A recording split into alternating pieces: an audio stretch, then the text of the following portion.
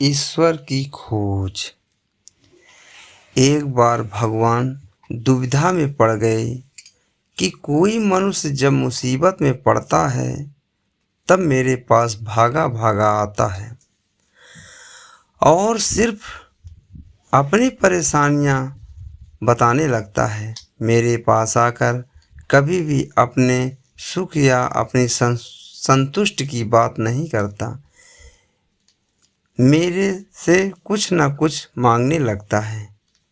अंततः भगवान इस समस्या के निराकरण के लिए देवताओं की बैठक बुलाई और बोले, हे देवों, मैं मनुष्य की रचना करके कष्ट में पड़ गया हूँ। कोई न कोई मनुष्य हर समय शिकायत ही करता रहता है, जबकि मैं उन्हें कर्मानुसार सब कुछ देता हूँ, चाहे सुख हो चाहे दुख हो। फिर भी थोड़े से कष्ट में मेरे पास आ जाता है, जिससे ना तो मैं कहीं शांति पूर्वक रह सकता हूँ, ना ही शाश्वत स्वरूप रहकर साधना कर सकता हूँ। आप लोग मुझे कृपया ऐसा स्थान बताएं जहाँ मनुष्य नाम का प्राणी कदापि ना पहुँचे। प्रभु के विचारों का आदर करते हुए देवताओं ने अपने अपने विचार प्रकट शुरू किए। गणेश जी बोले, आप हिमालय पर्वत की चोटी पर चले जाएं। भगवान ने कहा, यह स्थान तो मनुष्य पहुंच जाएगा, उसे वहां पहुंचने में अधिक समय नहीं लगेगा। इंद्रदेव ने सलाह दी कि आप महासागर में चले जाएं। वरुण देव बोले, आप अंतरिक्ष में चले जाएं। भगवान ने कहा, एक दिन मनुष्य वहां भी पहुंच जाएगा। भगवान निराश होने लगे। वह मन ही मन सोचने लगे कि क्या मेरे लिए कोई भी ऐसा गुप्त स्थान नहीं जहां मैं शांतिपूर्वक रह सकूं। अंत में सूर्य देव बोले, प्रभु, आप ऐसा करें कि मनुष्य के हृदय में बैठ जाएं।